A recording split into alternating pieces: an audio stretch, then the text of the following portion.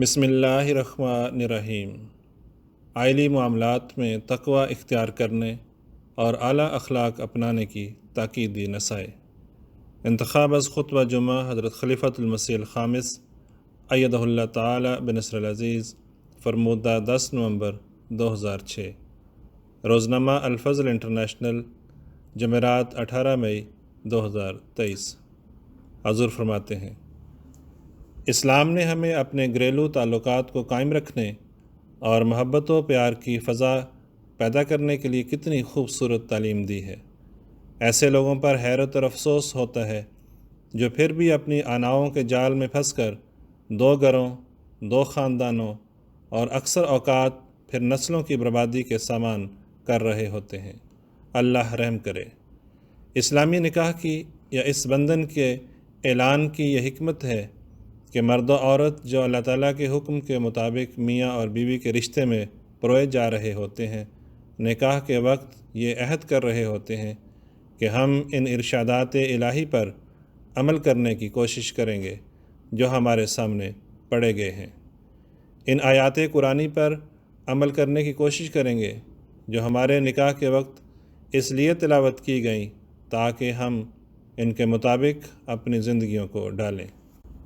اور ان میں سے سب سے پہلی نصیحت یہ ہے کہ تقوی پر قدم مارو، تقوی اختیار کرو۔ تو نکاح کے وقت اس نصیحت کے تحت ایجاب و قبول کر رہے ہوتے ہیں، نکاح کی منظوری دے رہے ہوتے ہیں کہ ہم ان پر عمل کریں گے، کیونکہ اگر حقیقت میں تمہارے اندر تمہارے اس رب کا، اس پیارے رب کا پیار اور خوف رہے گا جس نے پیدائش کے وقت سے لے کر بلکہ اس سے بھی پہلے تمہاری تمام ضرورتوں کا خیال رکھا ہے، تمام ضرورتوں کو پورا کیا ہے، تو تم ہمیشہ وہ کام کرو گے جو اس کی رضا کے کام ہیں اور اس کے نتیجے میں پھر ان انعامات کے وارث ٹھہرو گے۔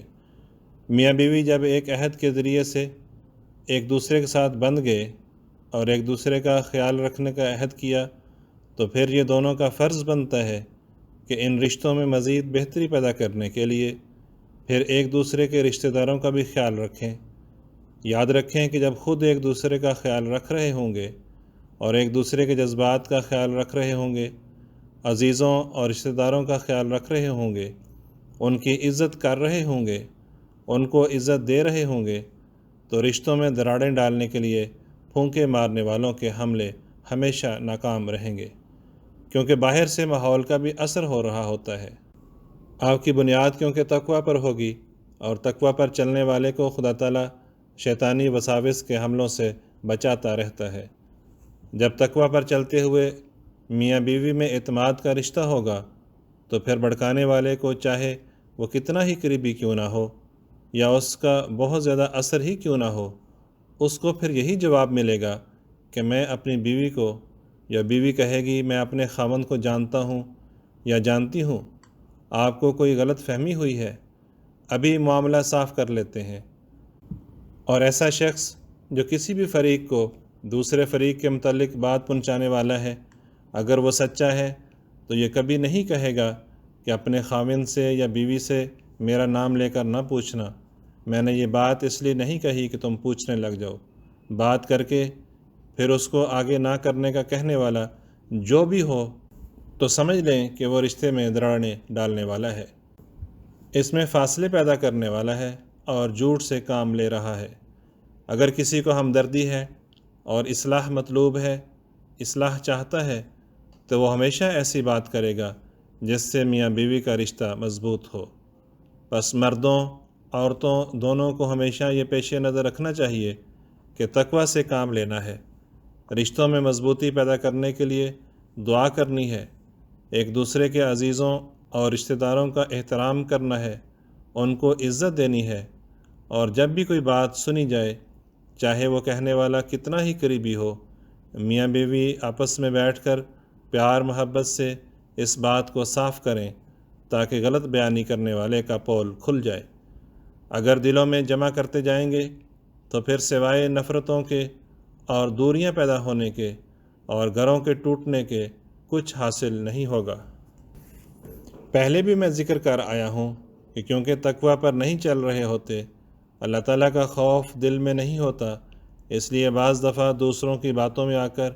یا ماحول کے اثر کی وجہ سے اپنی بیوی پر بڑے گھنونے الزام لگاتے ہیں، یا دوسری شادی کے شوق میں جو بعض اوقات بعضوں کے دل میں پیدا ہوتا ہے، بڑے آرام سے پہلی بیوی پر الزام لگا دیتے ہیں۔ اگر کسی کو شادی کا شوق ہے، اگر جائز ضرورت ہے اور شادی کرنی ہے تو کریں، لیکن بیچاری پہلی بیوی کو بدنام نہیں کرنا چاہیے۔ اگر صرف جان چھڑانے کے لیے کر رہے ہو کہ اس طرح کی باتیں کروں گا تو خود ہی خلا لے لے گی اور میں حق مہر کی ادائیگی سے اگر نہیں دیا ہوا تو بچ جاؤں گا، تو یہ بھی انتہائی گھٹیا حرکت ہے۔ اول تو قضا کو حق حاصل ہے کہ ایسی صورت میں فیصلہ کرے کہ چاہے خلا ہے، حق مہر بھی ادا کرو۔ دوسرے، یہاں کے قانون کے تحت قانونی طور پر بھی پابند ہیں کہ بعض خرچ بھی ادا کرنے ہیں۔ اب میں بعض عمومی باتیں بتاتا ہوں۔ اگر علیحدگی ہوتی ہے تو بعض لوگ یہاں قانون کا سہارا لیتے ہوئے بیوی کے پیسے سے لیے ہوئے مکان کا نصف اپنے نام کرا لیتے ہیں۔ قانون کی نظر میں تو شاید وہ حقدار ہو جاتے ہیں، لیکن اللہ تعالیٰ کے نزدیک ایک کھلے کھلے گناہ کا ارتکاب کر رہے ہوتے ہیں۔ اللہ تعالیٰ تو فرماتا ہے کہ اگر تم نے بیوی کو ڈھیروں مال بھی دیا ہے تو واپس نہ لو، کو جائیے کہ بیوی کے مال پر بھی ڈاکے ڈالنے لگ جاؤ، اس کی چیزیں بھی قبضے میں کر لو۔ آواز نئی محمد باجوہ۔